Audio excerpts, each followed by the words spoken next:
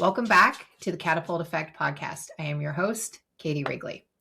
I have an amazing host, or guest rather, joining me today, Carol Enneking. So she is speaking about stuff that is near and dear to my heart, being able to redefine success without burning out. So Carol is a leadership advisor, keynote speaker, and the author of the best-selling book, The Rebalancing Act. After building global talent strategy inside major organizations, she stepped into entrepreneurship and quickly learned achievement without sustainability comes at a cost. Today, she helps founders and leaders redefine success in ways that support both impact and well-being. Welcome to the Catapult Effect podcast. I'm Katie Wrigley, neuroscience coach and entrepreneur. This podcast is for high-performing leaders who look capable on the outside, but know the pressure of carrying too much alone. Each week, we explore the internal and external systems that create real ease, from nervous system regulation to delegation and smarter support. If you're ready to build in a way that feels steady and sustainable, you're in the right place. Welcome to the Catapult Effect podcast, Carol. I'm so happy to have you with me today. Glad to be here. So tell me a little bit about your corporate experience and what led you to step into the world of entrepreneur and do what you're doing now. Well, I would have to say that in general, many of the times that I jumped into something entrepreneurial, it was because of a change in my personal life that led to a change in my career. So I started my career in a really high profile role for a large company, and I thought I'd work there forever. And then I got burned out and they wanted me to move and I didn't really want to move. And I knew I needed to be starting a family. And so I took myself kind of off the fast track and went to work for a company doing learning and development, which I was passionate about. And I thought I would do that forever. And then I like to call myself an accidental entrepreneur because after my first child was born, I made the decision to take myself out of the full-time corporate role I was in because my husband had a very high stress, demanding, lots of travel kind of job. And we just couldn't both be doing that and raising a family. And so I started working part-time and I thought that would just be for a year or two. And I always like to say, I think the man upstairs had bigger plans for me than I had for myself because that lasted 18 years.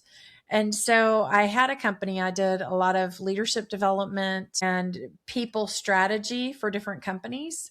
And I worked with over 150 different companies then. So I went from corporate to entrepreneur and then had a sudden jolt in my personal life. I went through a surprise divorce and just one day found out he was having an affair, asked him to leave and filed for divorce 4 days later. So that happened kind of quickly and that changed my life a lot. I knew I needed some stability and I felt like I needed a regular paycheck. And the funny thing is, if I had it all to do over again, I probably wouldn't have left my entrepreneurial venture, but I was afraid. I was afraid that I would maybe not always have a steady paycheck or have trouble getting health insurance, all those things that you think about when you're a single mom. And so I went back to the security of a paycheck. I sold my company and I went to work for the company that bought it. It was a small company, but it kind of was my foray back into corporate America. Then I went to work for one of my clients and it was a Fortune 200 company. It was a large manufacturing organization. And I stayed there for 7 years. So I kind of bounced back and forth just based on situations in my personal life. And then I departed that role in 2023. And by the time I departed, I was a vice president over talent strategy and learning and development and also diversity. And so when I departed, I said, that's it. I'm writing a book. I'm going back to my entrepreneurial roots. And here I am. So it's been a road with a lot of twists and turns. And I've had kind of one foot in the entrepreneurial world and one foot in the corporate world and found the one that works for me. So. Wow. And thank you for sharing that. Like I'm still feeling jolted at the jolt you got with that divorce, like thrown in there. Like, oh, I'm so sorry that you had to go through that. Thank you. And it was awful. But you know what? It was the beginning of my Rebalancing Act and I found love again. And I am in the most amazing marriage now and smile so much more than I ever did the first time around. And life is good. So, out of bad can come good. if we stay the course. And that's part of what I wrote about in the book. Oh yeah, 100%. And I love that you called that out, because when we're in the middle of it, it can feel impossible sometimes to imagine that anything good could come from it. Cause it, pardon my French, but it can feel like a pile of shit sometimes. It's like, Absolutely. what do I do with this? And the only way out is through, you've got to go through it. You can't hit the fast forward button and just wish it would go away. Yeah. It doesn't usually work that way. But if you can stay the course and keep taking that one purposeful step at a time, good will follow. So yeah. And I believe that. Absolutely. And sorry, I didn't mean to start talking over you, but the resilience, the level of resilience that you've demonstrated just by sharing your story with starting out in corporate and then entrepreneur, then back to corporate, then back to entrepreneur, and really feeling like this is where you want to be, like that is resilient. And that is, a lot of times, that is the life of the entrepreneur. It doesn't necessarily look straightforward. It's not like you jump away from one safety net and then you suddenly have a thriving business the next day. It's not that easy. And there's a lot of different ways that it can look like for different entrepreneurs, depending on what resources you have, what support you have. Yep. That journey, like, it looks different for everybody. And no one talks about this. No one does. And not everybody's cut out to be an entrepreneur. No, definitely not. Definitely not. It's funny how you can look back and think that things were put in your life for reasons you didn't know at the time. Mm-hmm. But working in my second job, I worked for a company that's a PEO, a professional employer organization. In fact, I think they're the largest one out there. It used to be called Administaff, now it's Insperity. And it was founded to help entrepreneurs focus on their business and not have to worry about a lot of the administrative headaches with their people. So they do payroll, benefits, HR services, training, things like that.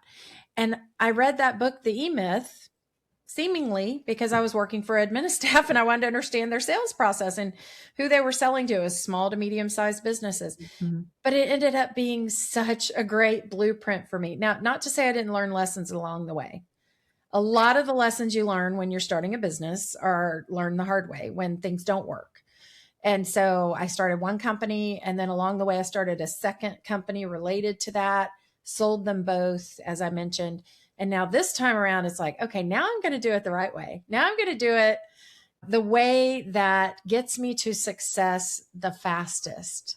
And I'm going to avoid the rabbit trails that take me off track. And I'm going to focus on the clients and the work that I want. But the hard thing is, so many of us get derailed as entrepreneurs by all the minutia, all the aspects of running a business. And when we can always be mindful of that and remember what it is we got in business to do, and get help for the things that we aren't in business to do, get help for the people stuff, get help with taxes, get help with legal stuff. Don't try to do it all yourself. No. And when you can do that, that's a huge step in the right direction. And that kind of rebalancing is mentioned in my book, because part of the book's my own memoir. The other part is talking to 70 other women and some men about what leadership and what their journey has looked like for them through this working world of adulthood. And you can do things the wrong way. You can mess up. You got to keep going though. But the more you can say, just because I can doesn't mean I should. Ooh, the better you'll be. I mean, your mother used to say that to you all the time, right? Just because you can doesn't mean you should. Just because you can do your own taxes doesn't mean you should.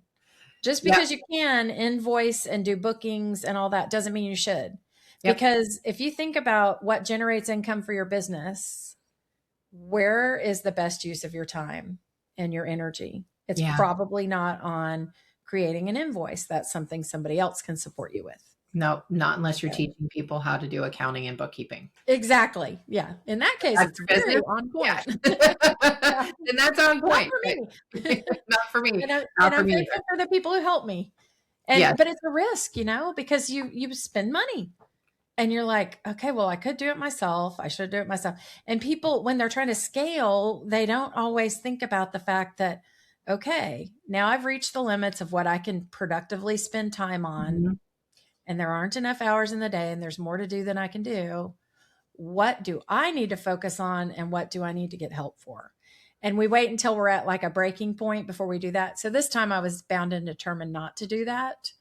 And so I was much more proactive about seeking support, getting mentors to help me set things up so that my business was scalable from the beginning, instead of just reaching the breaking point and saying, what do I do now? And what was one of my friends told me a long time ago, she said, we don't often know our limits or our breaking points until we are there. Yep. Like, 100%. yep. Yep. Yes, I agree with that wholeheartedly. And that's a perfect segue into what I wanted to talk about on more deeply. And, what part of what you're talking about is that ongoing pressure that every entrepreneur feels. And that pressure is like, maybe I don't have enough money coming in yet, by however we define that, whether it's literal math, like I'm bringing in X and I owe X and they aren't lining up yet, or we don't feel like we have enough of a margin. And one of the things that was really helpful for me with that is figuring out, like, ultimately, how many hours a week do I want to work? How many weeks out of the year? And figuring out what my hourly rate should be. And if it's going to take me longer to do that than what I can pay someone else to do. And like my accountant, I will pay her every friggin' year, and I will pay my bookkeeper because I cannot do what they do in the time that they do it. It would cost me thousands of dollars in time if I were to do those things.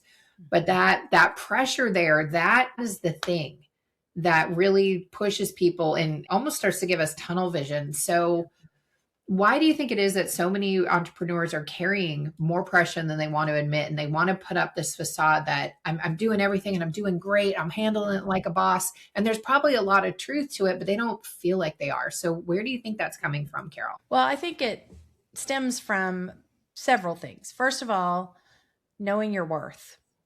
Really knowing your worth, really knowing what rate you should be charging, and charging enough. And Yeah. you wouldn't believe how many entrepreneurs I'm always telling, raise your rates. When you're overly busy and you've got too much work, that's a good sign that you probably aren't charging enough. So Yeah. there's that. I mean, there's that fundamental question. Do you know your worth? Do you know what you ought to be charging? And do you think about your time in those terms? Just like you mentioned with the accounting. I know it would take me 20 hours to do what I pay them to do in 3, something like that. So it's that knowing your worth. It's knowing when you need to scale, because yes, there are 24 hours in a day, but you don't want to spend 21 of them at work. No. You really don't. I mean, yeah, people talk about, oh, you never sleep if you're an entrepreneur or whatever. No, balance is more important. And so I think that's a bigger thing too, is that drive, that ambition. It's wonderful. But when we give everything our energy, we don't have any reserves. And life is always going to throw us those curveballs. So trying to do it all yourself and trying to be 100% productive all the time will wear you out. And it's easy to say that, it's harder to do it. It's harder. I've been an entrepreneur. I understand the work never goes away, but I had to intentionally set boundaries for myself because I had a lot of terrible health challenges that frankly resulted from me working too hard and being too much of a type A personality all those years and trying to raise kids and. Yep. And your health takes a toll, and I think there's a deficit there that you pay for years to come, when you deprive your body of what it needs. So knowing your worth, and then practicing that you are worthy, meaning self-care, timeouts, time for things that matter. And I think the other thing is just prioritizing. I think that's a big factor for us because it can feel like everything is important. And maybe it is, but you don't get fulfillment by trying to do everything. No. Having it all does not equal doing it all. And so what is it that's most important now? Let go of 5, 10, 20 years down the road. Stop that cycle of thinking, oh my gosh, if I do this now, what's going to happen next? What's going to happen next? Just take the next best step and grant yourself some grace and set realistic milestones. Because when you're constantly laying on the accelerator and flooring it, think about what that does to a car. You can't just go for maximum acceleration all the time. because it doesn't work. I mean, a terrible crash will result, or you'll burn out the engine, you'll run out of gas. I mean, think of the metaphors there. Yeah. So when you think about a car, like what works best in a car? Optimal productivity. Yep. Know when to lay down the accelerator, know when to let up on the accelerator, know when to hit the brakes, know when to take it in for an oil change, or if it's you, a massage or a vacation or some time off. Do some preventive maintenance, practice some health care or self-care, because if you don't take care of yourself, you can't be what you want to be to everyone else in your world, and you're never going to see your business through, because you probably aren't going to live long enough to see it. I mean, I hate to be so dramatic, but having come through breast cancer and facing other huge issues, it is, life is not promised, and it's a No. very uncertain world out there. So how are you going to make the most of what you have right now while also practicing some realistic boundary setting? I think that's what it's all about. And a lot of things play into that. A lot of our thought processes, our nervous system. I know you have specific expertise in that realm, and, burning out isn't good for us, just like it's not good for a car. So. Yes. And I love that analogy. I'm going to use that a lot more. Actually, that's because everybody can kind of understand that there. And one of my friends had said something to me, and I'm like, man, if only I'd had that goodie when I first started. I would still take the entrepreneurial journey that I did, but I would have done it very differently to allow myself more ease. But I didn't know better. But the thing that she said that really stuck with me is that everything is a construct of time. Yes. When you have enough time, you can make the thing happen. So sometimes all you're doing as an entrepreneur is you're buying yourself more time. That's right. To continue to do the thing. There will be phases of your journey where you are literally just buying time. And then you're going to build on it from there. But knowing that, like, it doesn't have to look a certain way. Like, I was working with someone on Friday, and the idea of jumping full force into a business is just very overwhelming to her. And it's like, okay, well, what isn't overwhelming? Like, what about if this is your side hustle? And then, like, I could immediately see the body start to relax. Like, what if this is just your side hustle that you worked on for however many hours a week? And then we identified other things for the phase that she's at of, like, oh, like, for instance, like, just gaining more traction so people know what she's doing. She loves talking to people.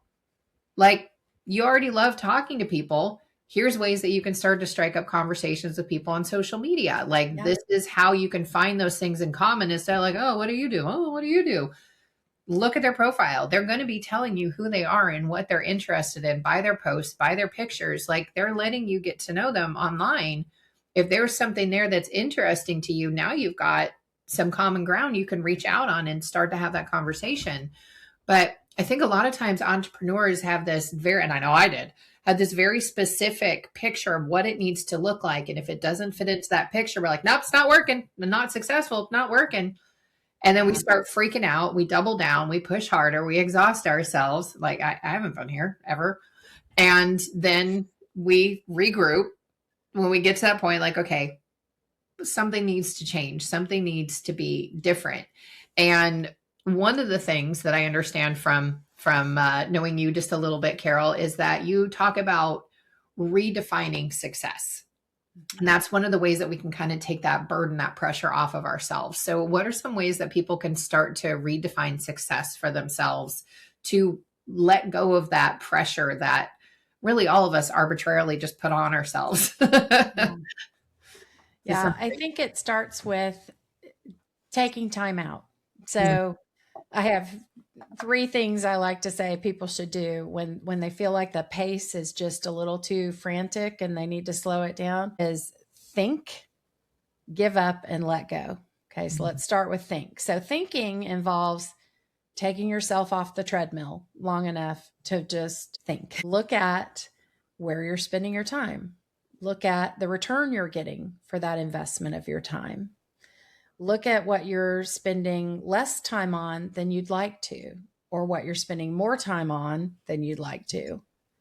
And start looking at what adjustments you might need to be making.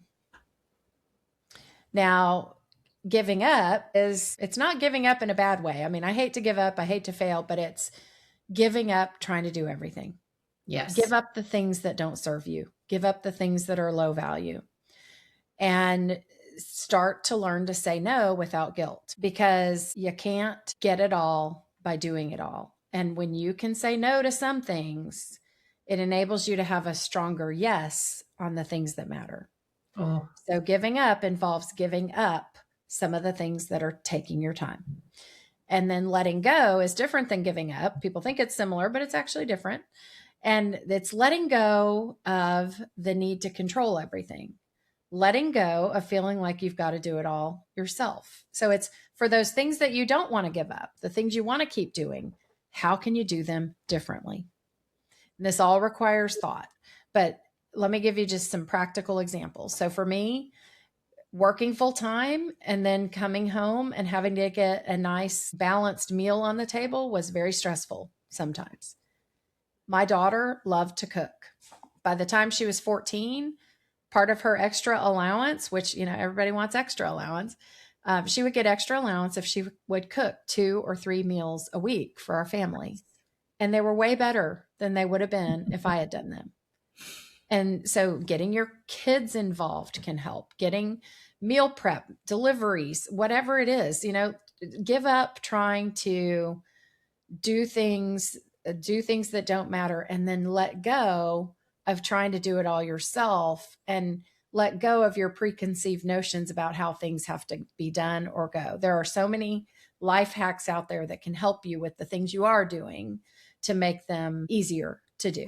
And maybe it wouldn't be exactly the way you would do it. Let your son load the dishwasher. Maybe it won't get loaded totally precisely, but I bet the dishes will still get clean. Yep. Let your kids do their own laundry. Things like that. I mean, that's just for people who have kids, but there are all kinds of hacks like that. But I think if you take it back even a step further, before you start to think about how am I investing my time, you got to know what your priorities are.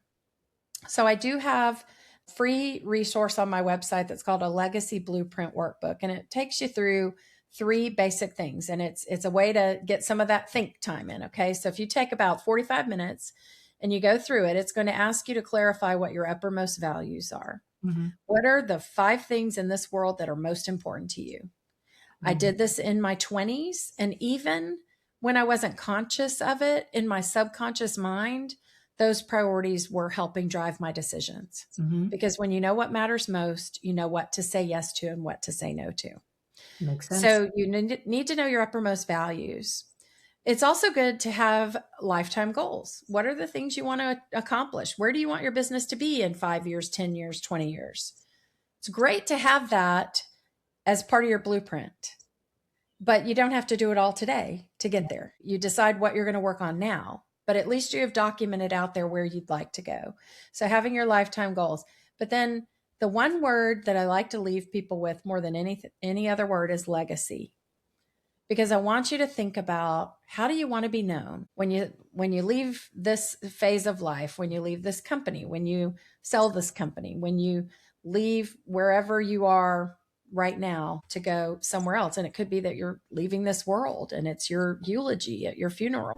Thanks for being here on the Catapult Effect podcast. If today's episode supported you, share it with another leader who's ready to create more ease in how they build, and leave a review so more heart-led leaders can find these conversations. You don't have to do everything yourself. When the right systems are in place, inside and out, business gets lighter. Until next time, protect your capacity.